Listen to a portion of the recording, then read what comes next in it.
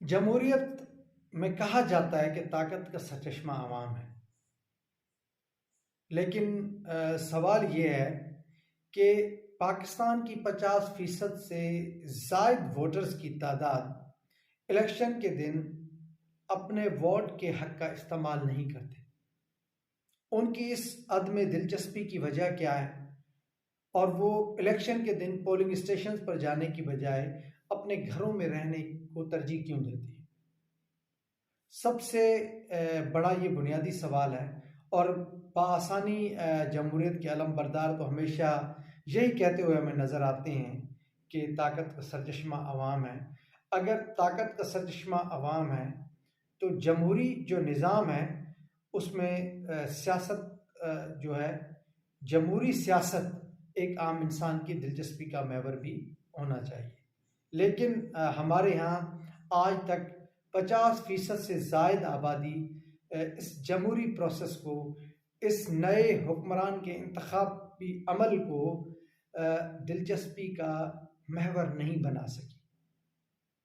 अब लोग बुनियादी तौर पर ये एक अदम दिलचस्पी भी है और अदम एतमाद भी है कि एतमाद का फुकदान है, एक सियासी लीडरशिप पर एतमाद का फुकदान है।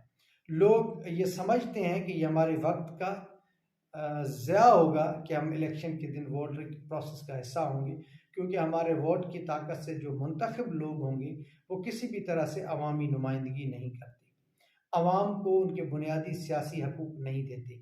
जब इस तरह की सियासी मायूसी पैदा हो जाए तो फिर लोग किनारा कशी का रास्ता इख्तियार करते हैं। लोग में दिलचस्पी के जो अनासर हैं उनका फुकदान पैदा होता है और लोग अपने घरों में रहने को तरजीह देते हैं।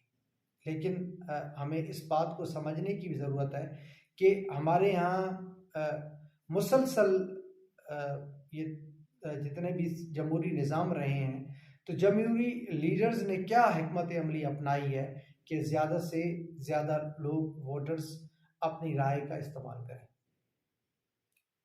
अगर हम इस पर गौर करेंगे तो अल्लामा इकबाल ने कहा कि उठो मेरी दुनिया के गरीबों को जगा दो। अब अगर हम जो राइज हमारा सियासी निज़ाम है और जो ये वरासती सियासी निज़ाम चल रहा है उसमें अगर हम गौर करेंगे कि अगर उसमें ये तमाम लोग वोट का हक इस्तेमाल करने चले गए तो फिर पाकिस्तान की सियासत की एक नई शक्ल बनेगी और वह नई शक्ल में ये तीनों बड़ी पार्टीज सरवाइव नहीं कर पाएंगी। इसलिए ये हमेशा फोकस इसी बात पर रहे हैं कि जो लोग पहले इस प्रोसेस का हिस्सा हैं उसमें हमारा एक वेटेज है, हमारे एक अच्छा खासा तादाद जो है हमारे साथ मुंसलिक है लोगों का, वही लोग इस प्रोसेस में दिलचस्पी लेते रहे। जो लोग दिलचस्पी नहीं लेते रहे उनको ना तो कन्विंस किया जाता है ना माइल किया जाता है इस प्रोसेस का हिस्सा बनाने का।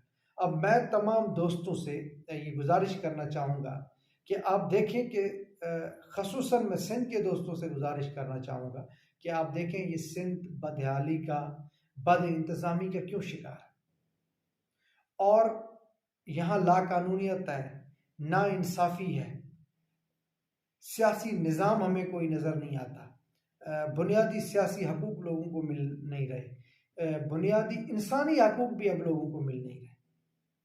और 15 साल की पीपल्स पार्टी की जो हुकूमत का जो तसलसल था उसके नतीजे में सिंध के वसाइल का इस्तेसाल हुआ है, उसके नतीजे में सिंध में करप्शन का, चोर बाजारी का, डाकू राज का, अगवा बराए तावान और बेशुमार इस तरह के मसाइल दिन ब दिन बढ़े हैं सूबे के अंदर।